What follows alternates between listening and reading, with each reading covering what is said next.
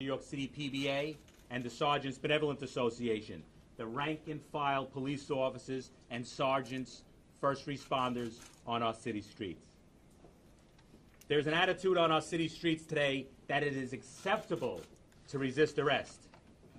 That attitude is a direct result of the lack of respect for law enforcement, resulting from the slanderous, insulting, and unjust manner in which police officers are being portrayed by race baiters, politicians, pundits, and even our elected officials.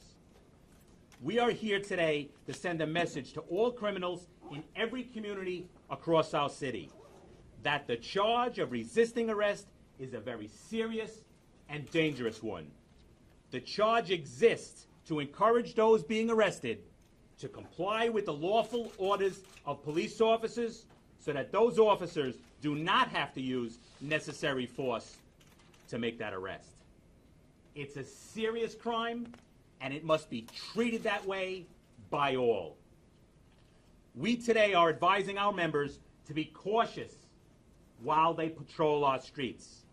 Since the Stop, Question, and Frisk law was passed and approved into law by City Hall, there is an attitude by the criminal element that resisting arrest is condoned and not taken seriously. Our members, when confronted with these situations, New York City police officers should use all the resources of the NYPD to help make that situation safe for all. Call for backup when necessary. Call your supervisors to the scene to assist in effecting that arrest. The department has rules. Use them. They protect you, they protect the citizens of the city, and they protect the department as well. Take your time and do the jobs correctly, right, and safely. New York City police officers have every right to expect to go home safely and without injury at the end of their tour. They also deserve the support of our elected officials and the citizens alike that live in our streets. In recent weeks, the reputation of New York City police officers have been tarnished by the words of many. It is outrageously insulting to all police officers to say that we go out on our streets to choke people of color.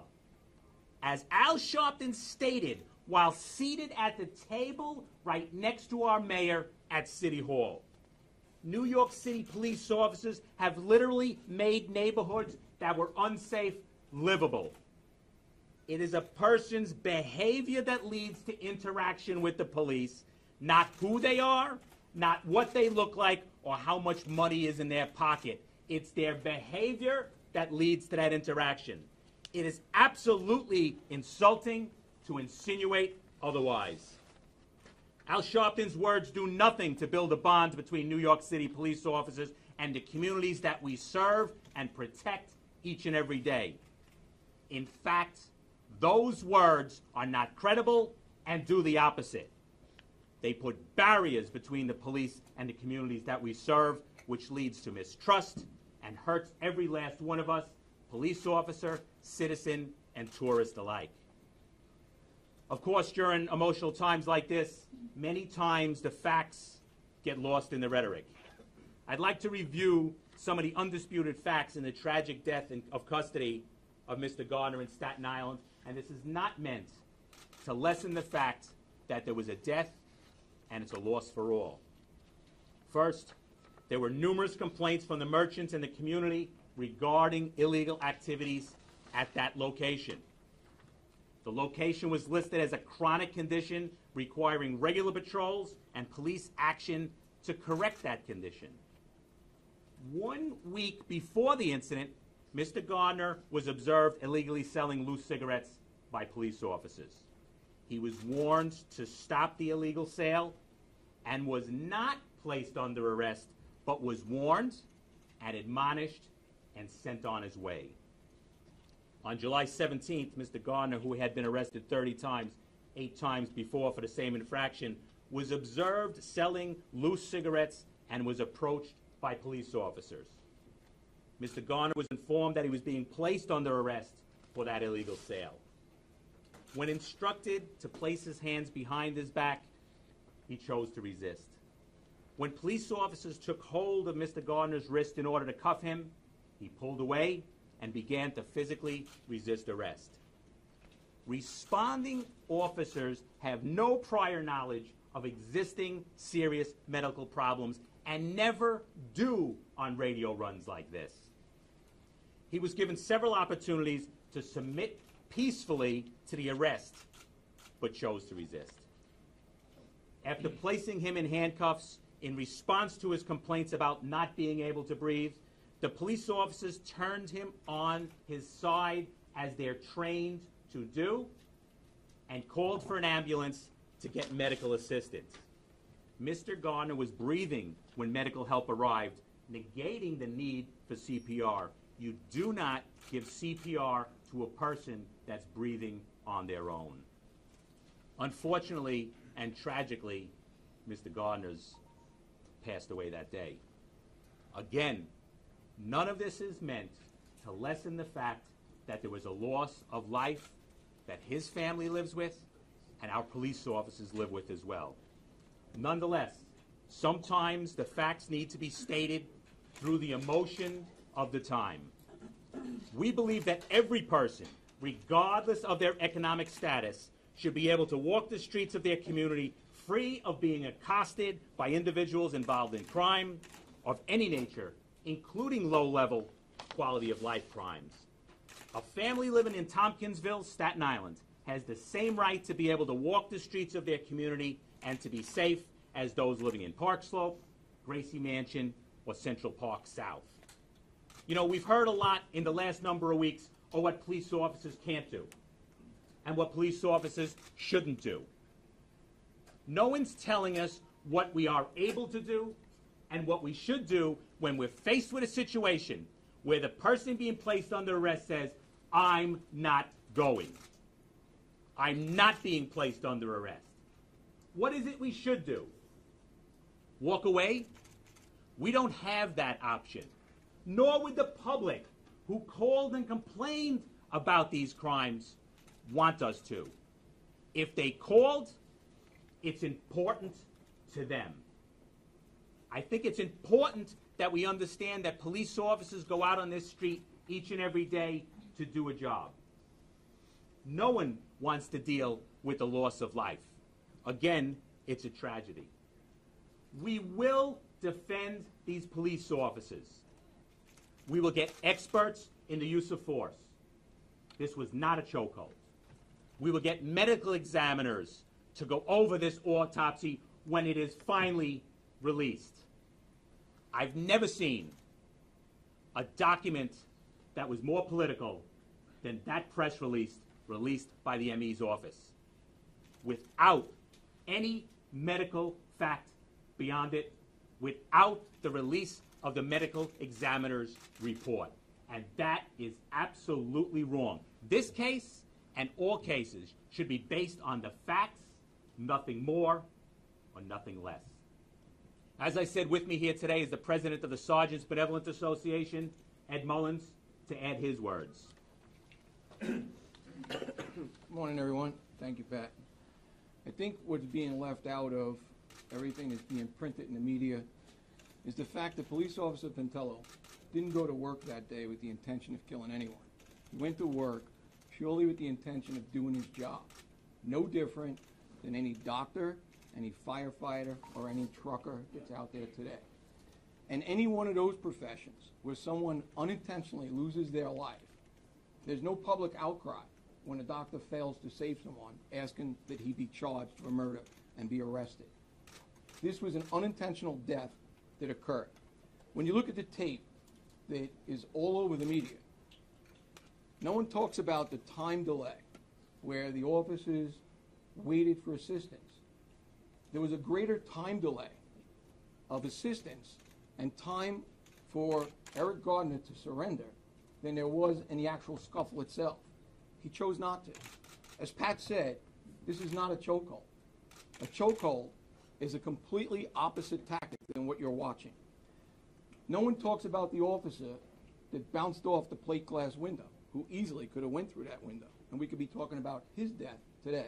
We don't mention that. We don't mention the fact that Gardner made clear statements that this ends today. He wasn't going to be arrested. We allow that to slide past. That's wrong too. We forget the fact that this is a nation of laws, that we all live under a nation of laws. We attack the broken windows theory until it's on each and every one of our blocks. We let it slide when it's elsewhere. We don't care until someone's urinating on your block or where there's a window broken on your block. Then it's a big issue and we want it enforced. We want justice for everyone except for a police officer. Well, Officer Pentillo has rights. He has the right to due process just like everyone else. But we're not giving him that right. We're calling for federal investigations. We're calling for outside people to come in and take over the case.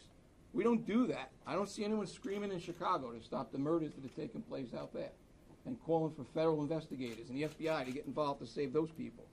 The ME's report, as Pat said, is flawed. The ME's report purely talks about a cause of death. A cause of death of homicide is purely the way a person dies. It's not a criminal charge. It places no blame on anyone. But yet, we're calling for a murder charge. Al Sharpton is not a credible individual. He never has been. But yet, he's all over the media. He gets front page. He's allowed to sit in City Hall and threaten the mayor. We only need to look back at Tawana Brawley, Kevin Gatto in Brooklyn, ties to organized crime with narcotics. But Al Sharpton gets to determine the direction of justice in this city. It's wrong. It's completely wrong. The media has an obligation to report the story, and you should. You should report the story, but report the complete story. Don't prosecute an officer who went to work to do his job. Tell both sides of the story. We're talking about his track record, but we leave out the fact that Mr. Gardner had 30 arrests. We leave out the fact that he had play the week before, and he was warned, and he continued. We leave out the fact that this is not a victimless crime. This is a victim crime. Okay? Selling loosies, there are people who suffer, business people who suffer as a result of that. We don't get to pick the laws. We enforce them. So going forward, for the members of the NYPD, we want you to do your job. We want you to follow the rule book, the way it's written. And if there's a delay in getting to the next place, so be it. But at the end of the day, each and every member of the NYPD is to go home safe. That's the bottom line. If the public is choosing to sit silent and let a good city that's been built over the last 20 years go back to the days of old and disregard crimes, whether they be minor or major, then our obligation to the members of the NYPD is to ensure that they go home safe. And that's what they should do. Call the supervisor, and I'm instructing every sergeant out there to supervise each and every arrest the way our patrol guide is designed. And we'll move on to job by job as it happens. We need public support, and the attacks on the NYPD has to stop. Thank you, Eddie. One of the points being made constantly is people would say, well, look at the video. Well, let's look at the video. Look at the video in real time, not frame by frame. The interaction of bringing this person down to the ground, which was necessary to place him under arrest, was seconds. When you look at it frame by frame, some would say it was a long period of time and it was a chokehold. It was not a chokehold. He was a big man that had to be brought to the ground to be placed under arrest by shorter police officers. Sometimes the use of force is necessary, but it's never pretty to watch. But again, and it's happening on our streets every day in the environment we're living, that folks will say, I'm not going. That person needs to be placed under arrest. You need to comply with the police officers. There's a system. If you think you're wrong, let's go to court, have the police officers articulate why, and we'll duke it out in front of a judge, the way the system was meant to be. Not on the street when you disagree. Comply with the orders of police officers. Resisting arrest is a real and dangerous crime. Questions? Commissioner called it, his words, an apparent chokehold. Have you spoken to him about that, and what has he I have, and I think he's mistaken. It is not a chokehold. It was bringing a person to the ground the way we're trained to do to place him under arrest. You put your arm on them and bring them down. It was not a chokehold. And we will get use of force experts to say that. Yes, sir.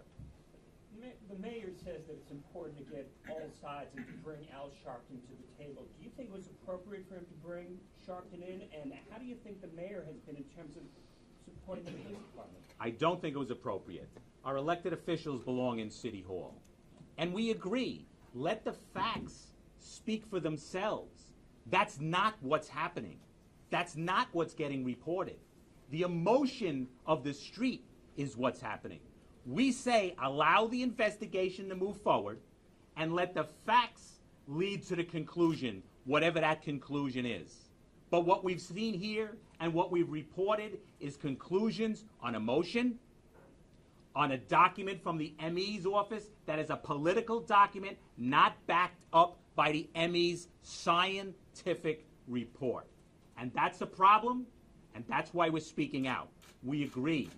A free airing does not mean the police officers are left out in the cold. The police officers don't have the same civil rights that we protect for each and every one of you each and every day. They deserve that right. That's our job, and we will do it. Why shouldn't we bring Sharpton to be part of the conversation? Elected officials should have that discussion. Community meetings should have that discussion. Were there any pro-police community leaders at that round table that said, wait a minute, I remember when I couldn't walk to services and safety because the mopes on the corner would rob me. I remember when I couldn't walk by without a beggar accosting me. I remember when I couldn't get off the bridge and a squeegee person would accost me. There was no pro-police to say, this city is different today because of the men and women that patrol our streets. New York City police officers have thousands and thousands of interactions with the public each and every day. Without complaint, they call, we service their complaints, and all leave satisfied. That gets lost. Where was that voice at the table? The gentleman who videotaped it, Ramsey Order, was arrested, as you know, over the weekend. He's now saying he was set up and the cops who arrested him said what goes around comes around. Your reaction? The police officers that observed that had no idea who he was. They were doing their job. What gets lost in that is he had a gun. He was carrying a weapon. Part of the reason we were on those street corners in Tompkinsville, drug dealers, panhandlers, people carrying weapons. That gets lost in the reporting as well. He was arrested for carrying a gun. The only use a person with that criminal record had for carrying the gun is to increase his criminal record. Yeah, Pat, how concerned are you with Sharpton's, expanding platform, and do you believe he has the ear of the mayor? I do not believe he has credibility. I believe he has an opinion, and we will protect his right to give that opinion. But he doesn't have the right to make up facts. He shouldn't have the right to sit at the lead table at City Hall and stir up the streets where it becomes dangerous for police officers. If it becomes dangerous for police officers, what chance does the public have? I don't believe his voice, his reasoning, should get more credit than the average citizen on the street that has credibility, or New York City police officers who absolutely have credibility based on the work we've done, the characters we have, and the citizens of the city appreciate the fact that we go out and put ourselves at risk. We talk often about, it's a terrible tragedy when there's a loss of life. We've experienced that on both ends. We've experienced that when police officers lose their lives, and they do. And it's shocking to the entire community, and it should be. We understand that loss, and we never want to lessen it. Do you think that there are more assaults on police officers? Absolutely. There's more assaults on police officers because of the attitude and the pundits and the electeds that are jumping on the backs of police officers who are protecting their rights to say that. We had a police officer patrolling our housing complexes that was called there because they're smoking drugs and dealing drunks in the lobby of their homes. And what happened? That police officer had their teeth knocked out. Resisting arrest is a serious crime. Everyone must take it seriously. It must be charged seriously. Yes, ma'am. Yes, sir. And Mr. Lynch, I believe you or some of the other union officials who have spoken to some of the other officers who were present on July 17th. Can you tell us what the scuffle looked like from their eyes and whether they heard Mr. Garner say, I can? We've only spoken to them for their well-being, how they're doing, how they're holding up on the barrage of bad stories and the negativity. They have attorneys who handle this case, interview them when the department or any other agency wants to interview them. Our goal at that point is to get them representation and then for us to literally say, how are you doing? What do you need? How's your family holding up? Have they spoken to the department or investigators yet? That's an attorney question. I'll get you that answer. Hi. Can you talk at all about the decision to make the arrest at that point of time? Would it have been possible for the officer just to give a summons or to try and talk him down a little more or call for additional backup? Was there any alternative to grabbing him? At that situation, no. Was there an alternative and he was warned and admonished and sent on his way in the past? Yes. If that had corrected the problem, they would not have been in that corner. But he chose to come back and commit the crime again. We agree at times you should say, move on, pal. You can't do that here. Next time, you're going to be arrested. This time it's on me, next time it's on you. He chose to come back. He was arrested 30 times, 8 times for that same infraction in that same location. Again, it was a tragedy, but police officers don't have all the information or the Monday morning quarterbacking that goes on now. We make our decisions in real time at that location at the time. Yes, sir. I think the mayor needs to support New York City police officers, unequivocally say it, and unequivocally saying resisting arrest hurts everyone, police officers and citizens alike, and it will not be tolerated. Hasn't he said that, though? He needs to say it, and he needs to say it forcefully. The police officers do not feel that they're getting the support that they need for the job that they do, and they've proved they do it right, they do it constitutionally, and they do it well. Yes, ma'am. In years past, you complained about productivity goals or quotas. Is that something that's still an issue? And / are you worried about depolicing, about officers just kind of not doing their job at all? One of the problems we talk about with the stop, question, and frisk, and we've been very vocal on this issue for a number of years. The problem was not the stop, questioning, and frisk. It was the department's reliance on numbers for the sake of numbers. It was quotas. The problem we have with the city council and with the court's decision is that it did not address the real problem that led to the friction on the street. It wasn't a tactic of stop, question, and frisk when used constitutionally the way it should be, the way we want to use it. It's effective across the country. The problem was saying, officer, where's your 5 250s, which is a stop, question, and frisk form. That was the problem. In the emotion, again, the facts got lost. No one wanted to address the fact that it was quotas, not the technique. What about depolicing, though? Are you worried that officers now are going to just say, screw it? I think that every citizen of the city, regardless of their neighborhood, deserves to live free of crime. I don't think we should go back to the days when we left them on their own. You're on your own. We're not coming to save you. We're just responding. I think it's important that we do our job. We also think it's important for our members to do their job right, carefully, and understand that if there's a mistake, you're not going to get support. Can you talk about the video very quickly? Yes, sir. You're going to use the video. Community will use the video. A lot of people are sending us videos now, but they say quite often the police are trying to stop them from videotaping it. I mean, your reaction to what do you tell officers, because people have sent us videos where cops are knocking the phones out of their hands? Police officers are not out there on a regular basis trying to stop video. There's a number of points. It's a good question. First off, you cannot interfere with a police action. That becomes dangerous for everyone. That's number one. You cannot do that.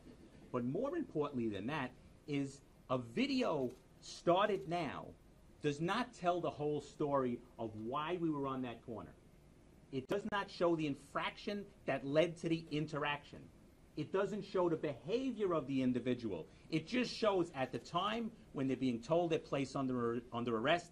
And as we stated, now it's fashionable to resist arrest. It has to stop today. The video never tells the whole story. Again, this video, in this tragedy, look at it in real time, not frame by frame. Yes, sir. The incident a week prior, which was wrongly admonished, were any of those officers among the group with him the day that he died? That's a lawyer's question. Pat, are you? Okay, I'll get there next, sorry. Yes, ma'am. So in responding and asking for backup or sergeant supervision on every incident or interaction, Radio run. then are you suggesting this is going to slow down police response, or? I'm suggesting clearly that our police officers need to do their job. They need to do it safely for themselves and for the public. The rules are made for a reason. Use them. It's their rules. There's a reason they're there. Use them so we can effectively do our job. Police officers deserve to go home at the end of the day in the same shape that they arrived. That's not happening now. That didn't happen for that police officer who had her teeth knocked out. It's important that we do our job. We're city residents. We want the job done. We want it done effectively. We want it done safely. It's not about how fast it's done. It's about how correctly it's done, especially if there's a mistake and the police officers won't get the benefit of the doubt. So you really want to do a by the book? The book is there for a reason. It's their book. We should use the book and go by the book. It's their rules. You said that, going back to the mayor comment, you said that the mayor should be, full-throated in his support. Do you think he's being political right now? That's a question for the mayor. What I know is my members are not hearing the support on the street. We're hearing let the facts speak as they will, but that's not what's happening. He needs to say unequivocally, let the facts speak where they are, let the investigation move forward, and equally important, you cannot assault a New York City police officer. Yes, I'm sorry. You said that that it's fashionable to resist arrest. Can you just explain, with the crime drop since the 90s that people have seen, why are the police not more supported, and how did it get to this point that you're saying it's fashionable to resist arrest? I think the police officers are more supported for a number of reasons. First off, when you're safe on the streets, sometimes you take it for granted. Gray hair shows that what the streets were like at one time, and it was police officers around the city that made it safe. So that's an important aspect. We're not being supported because those that are critical to police officers, race baiters, Al Sharptons, whose business is to stir the street, not make the safe street. They're being put on a pedestal while police officers are being knocked down off that step. It's police officers you call when all goes wrong. The only ones that'll dial Al Sharpton is someone that just got locked up with a gun and wants to be saved. The people that call the police are the folks that want to be saved from the man with a gun.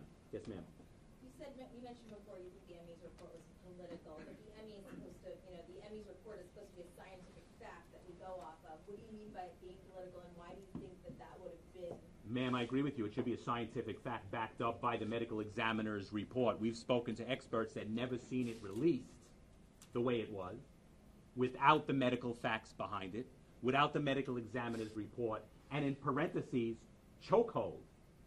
That's not a medical term. The rest we'll look at.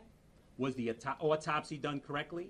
With all the specimens examined? It's a technical question, but we will examine that to make sure our police officers' rights aren't trampled. Yes, sir.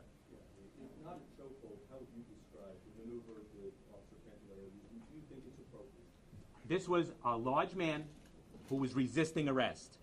He had to be brought to the ground the way we're trained. It's the safest place. Put them on the ground and place them under arrest.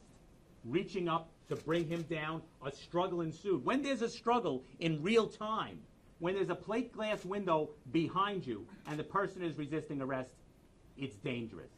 It was about grabbing a person who chose and said, I will not be placed under arrest. It's a dangerous situation for police officers, and we've had deaths in those situations. We had a police officer die of a wound by glass up in the Bronx many years ago, bled to death. That's not what we want to see. Our police officers need to protect themselves. Can you tell us if Just that on Officer that.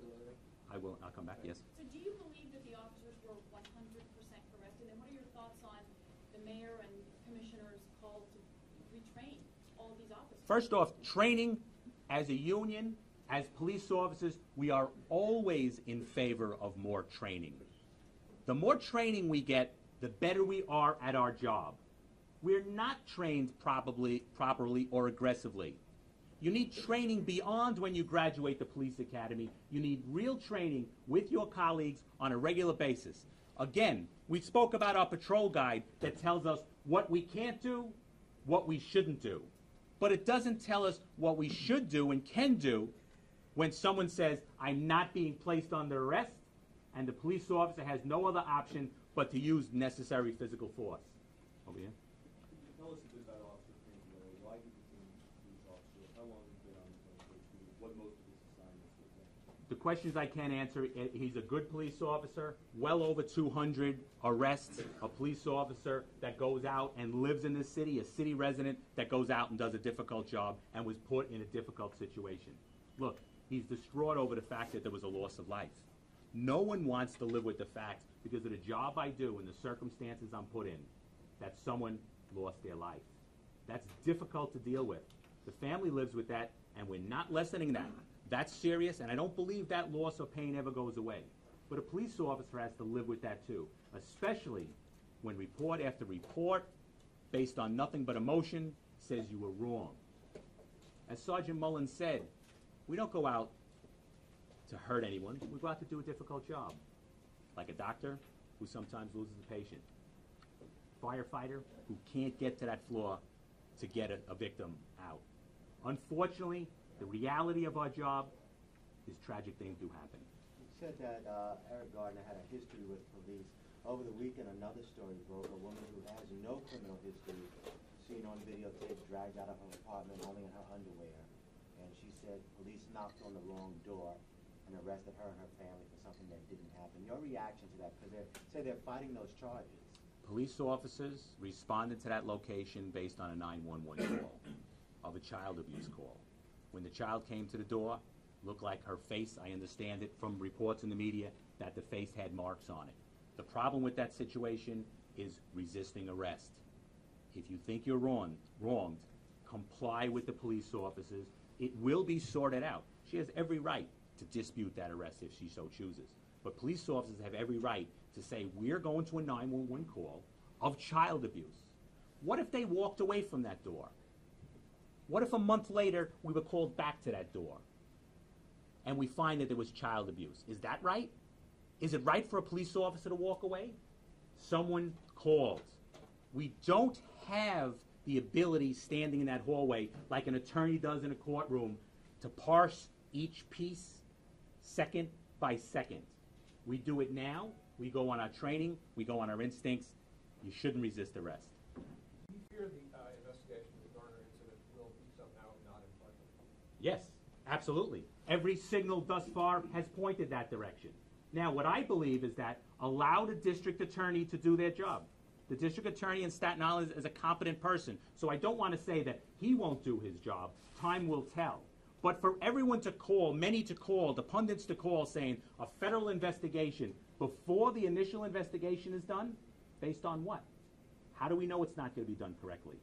I think we as police officers and the citizens should base all conclusions on the fact and the investigation, nothing more. Yes, sir. Mr. Lynch, given the increase of eyewitness video, do you think body cameras would capture that greater context of the arrest? That's an option that we need to talk about. I know a judge said it should happen, but no one's had discussions in how it works or how it doesn't work. Does it help or it doesn't help? So we'll hold off that conclusion until we have that discussion, until we see the data that says otherwise, that whether it's good or not. So the conclusion is, wait and see. You talked about the battle days, the squeegee man, etc. When it comes to broken windows, do you feel that some communities are unfairly antagonized? Do you understand why they're not, or why they do feel that way? And is there a way to be more measured? I think every community, no matter what the ethnic situation in that neighborhood is, the economic situation is that neighborhood, I think they have a right to walk down their street free of being accosted. We tell our police officers always, sometimes you're dealing with a criminal on the corner. But remember, while you're focused on that criminal on the corner, there's a man or woman who's leaving their apartment in the morning, walking to the subway to go to work, commits no crime, as entitled to walk freely and safely on that street.